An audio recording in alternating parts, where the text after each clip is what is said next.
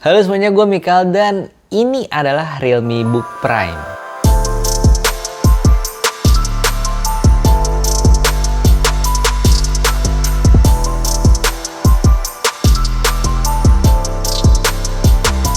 Yes, ini adalah laptop kedua dari Realme, penerus dari Realme Book yang dikeluarkan tahun lalu yang surprisingly bagus dan harganya cukup terjangkau di kelasnya. Terus gue juga sempat berkomentar kalau laptop ini itu bisa jadi beban buat Realme. Soalnya kalau dia udah bikin laptop yang pertama segitu bagusnya, dia mesti buktiin kalau laptop selanjutnya itu nggak kalah bagusnya.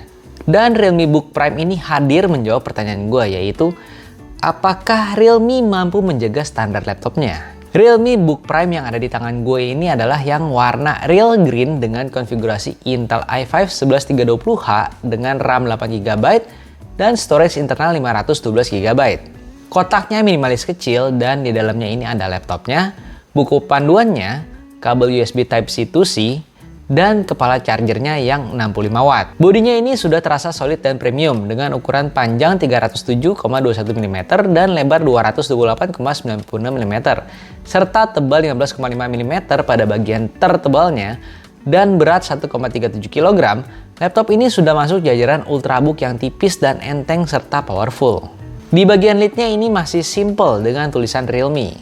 Di bagian kirinya ada satu buah USB Type-C Thunderbolt 4 yang merangkap charging port dan satu USB Type-C 3.2 Gen 2 10Gbps yang bisa buat charging juga. Di bagian kanannya ada satu USB Type-A 3.1 Gen 1 5Gbps. Di bagian bawahnya ada 3 alas karet, 2 buah lubang loudspeaker, serta lubang ventilasi. Terus ada small details di karet bawahnya yang panjang ini tuh ada tulisan Dare to Live. Penempatan yang cukup aneh juga, soalnya kayaknya nggak akan ada yang nyadar.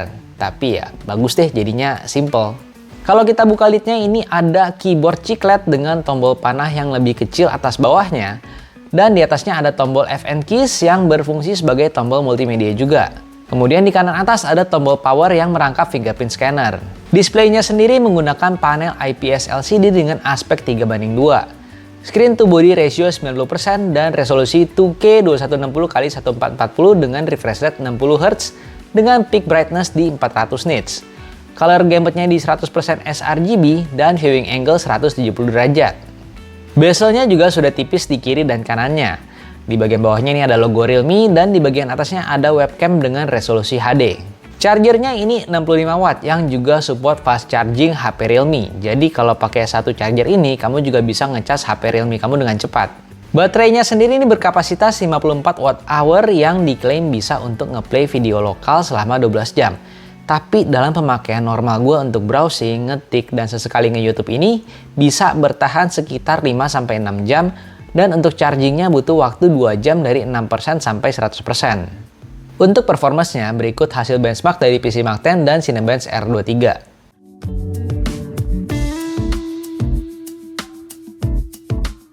Kemudian untuk nyobain video 4K-nya anjas, untuk playback-nya itu kelihatan agak patah-patah. Dan untuk rendering video 2,5 menit 4K ke 4K ini membutuhkan waktu sekitar 5 menit. Kalau 4K ke Full HD butuh waktu sekitar 3,5 menit. Gua pribadi sih suka sama si Realme Book Prime ini ya, karena bentuknya yang ringkas, warnanya yang menarik, serta desainnya yang simple. Plus sekarang juga sudah ada shortcut Escape Plus function untuk ngelock tombol functionnya. Masih ngomongin keyboardnya, keyboard di Realme ini termasuk salah satu yang nyaman digunakan. Empuk banget.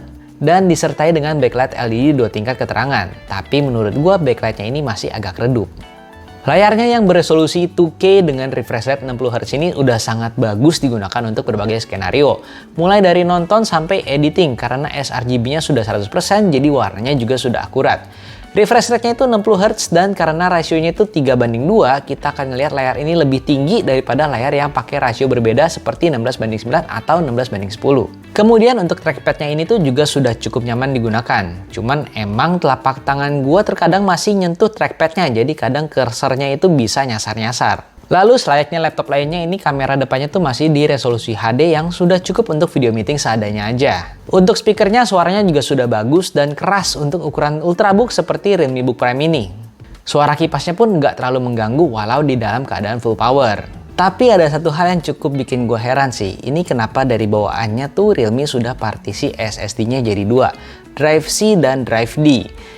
Nah, karena ini tuh cuma 512 GB dan takutnya user awam tuh nggak ngerti untuk nyari folder instalasinya, apalagi yang cuma tahu next-next doang. Mereka tuh bisa bingung soal instalasi ini, kok tiba-tiba udah penuh aja, padahal mereka seharusnya bisa install di Drive D. Ya emang agak aneh, tapi ya udahlah, mungkin ada pertimbangan khusus dari Realme untuk hal ini. Kemudian minimnya port yang hanya ada 2 USB Type-C dan 1 USB Type-A ini sudah menjadi hal yang cukup lumrah ya di Ultrabook. Kalau butuh port tambahan, kamu bisa beli dongle lagi biar bisa colok aksesoris yang lebih banyak. Harapan gua, Realme bisa menghadirkan yang lebih upgrade lagi baik dari segi prosesornya, fiturnya, dan dari segi kamera depannya, biar bisa lebih menjadi pembeda pasar.